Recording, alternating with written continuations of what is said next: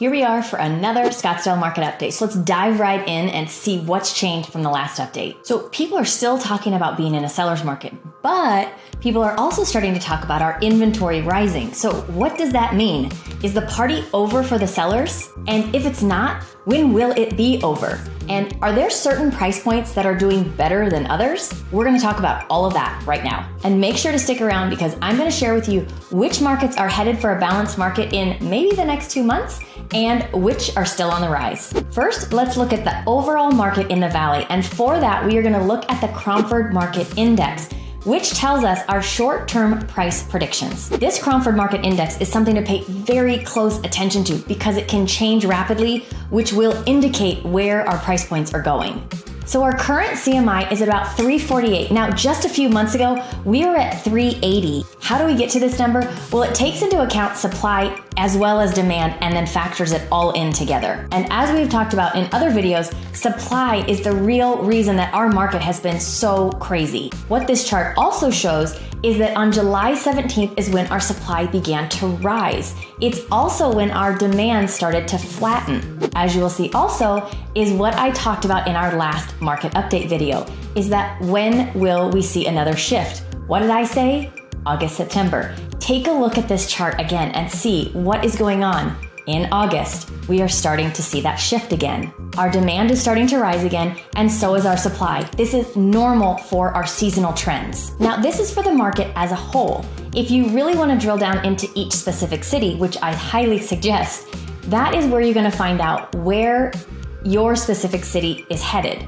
Now, we're going to get to some of those in a minute. If you would like me to share with you what your specific city looks like, just drop me a comment down below, shoot me an email, and I'd be happy to share that with you. And here's another question I have for everybody.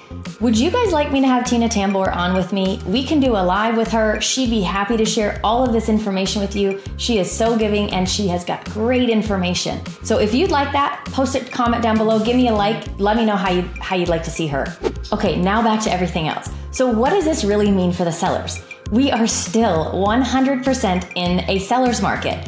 What we are not in anymore is the 7 levels of insanity seller's market that we have seen. We are actually headed towards maybe a more normal seller's market. Okay, now back to how do these two markets differ? Instead of sellers being able to put, well, any number that they want on their house and selling it, they are going to really have to analyze the data, really understand what their specific city is looking like and what they're doing, what those market conditions look like, and make sure that they're pricing their home accurately. Sellers are going to need to really make sure their home is ready to be shown, it is staged and ready to go, and we as agents are going to have to make sure that we really make sure that we're marketing that property to as many eyeballs as we can see, both in-state and out-of-state. Just a little other tidbit that sellers are gonna have to understand is that instead of putting your house on the market and having, again, like I said, 20 offers in about 2 minutes, your home might sit on the market just a little bit longer. But does that mean that it's gonna be on the market for months and months? Not if you've priced it right. Will it sit on the market for maybe, I don't know, 5 days to maybe a week? It might. Maybe a little bit longer, but still, in the grand scheme of things, that is a very short time period to be on the market. But sellers, I'm going to caution you right now. Whatever you do, do not make the mistake of saying, I'm going to shoot for the moon, and if somebody wants to make an offer, they can just make me an offer. It just doesn't happen. I've been doing this for 24 years. I've never seen it happen. And if it does happen, it is so low, the seller is then very, very angry, and it never ends up working out well. So it's very much in your best interest to make sure your home is on the market for the right price, being marketed correctly so that you can get the most exposure and the most money for your home still in this market. Now, many buyers want to know, when are we going to be back in a normal market? Let's take a look at these graphs so that you can see what the projections look like for when we are going to be back in a balanced market, which, by the way, remember, does not mean that prices are going to go down. Now, this first chart is from August 11th. This projection shows that we should be back to a normal balanced market in about 11 months. But let's take a look at the one from the week before. Now, this one is from August 14th, and it says we should be in a balanced market in about 8 months. And if you watched my last market update, that projection said we would be in a balanced market in about 6 months. Seems we're going in the opposite direction. The good news for buyers right now is that our inventory is increasing. Although our demand is increasing as well, we are not seeing the same, as I said before, 7 levels of insanity for buying a home. So for buyers, it is still a great time to buy. Why are we seeing what we just talked about? Well, this is all due to our seasonal trends. Those seasonal trends are, we see a slowing in demand, we see a decrease in inventory, and then again, we see it start to ramp up again. That's exactly what we're starting to see, which is exactly why in some areas we are starting to see, again, an increase in our Cromford Market Index, which is also exactly why I always tell my buyers, do not be afraid to buy in the summer. This is when competition is at its lowest. I say the same thing to my sellers. Don't be afraid to put your house on the market thinking that buyers will not buy in the summer. You have less competition in the summer. So it's looking like it's going to be quite a little while until we get to a balanced market here in the Valley. But as I said in the beginning, there are some cities that are getting much closer to it than others. So places like Casa Grande, Goodyear, and Chandler are looking like they could be in a balanced market before the end of the year, where places like Scottsdale, Cave Creek, and Fountain Hills are still on the rise. So what will we see as we head into a more balanced market? We're going to start seeing an increase in price reductions, which I mentioned in my last market update. I have already begun seeing fewer multiple offers, which also we have already begun seeing, fewer buyers willing to waive appraisals, waive inspections, and all the other craziness that was going on earlier. And we're going to start seeing sellers needing to make repairs after the inspections, which they have not been doing for a little while now. Now, again, I say that all these things are going to start happening as we head into a balanced market.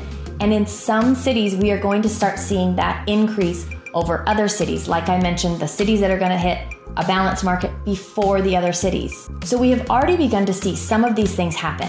Now, that does not mean that every place is going to be the same. We are going to start seeing more price reductions in certain cities and less in others. So all of these things are very important for you to take a look at to make sure that when you're ready to sell or when you're ready to buy, you know where that specific city is in this cycle through our seller buyer normal season. It's a little crazy. That's why you should just work with a full-time licensed real estate agent. So one of the biggest things to note is that when we do start shifting from a seller's market to a buyer's market, prices do not just fall off a cliff. Even in 2007, 2008, the prices did not just decline. The prices just slow their rate of appreciation. This is why that Cromford Market Index is so important to watch. Okay, so what does this really mean for buyers? Does it really mean that they've got a bunch more inventory to pick from, that they can go lowball all these houses and really get a great deal? I wish I could tell you yes, but the real answer is no. It does mean that there's more homes for you to look at. There's more selection. There's less competition. Does it mean that you can negotiate a little bit? It does. Does it mean that if the home is in pristine condition in the exact right location for you, does it mean that there's still probably going to be some competition?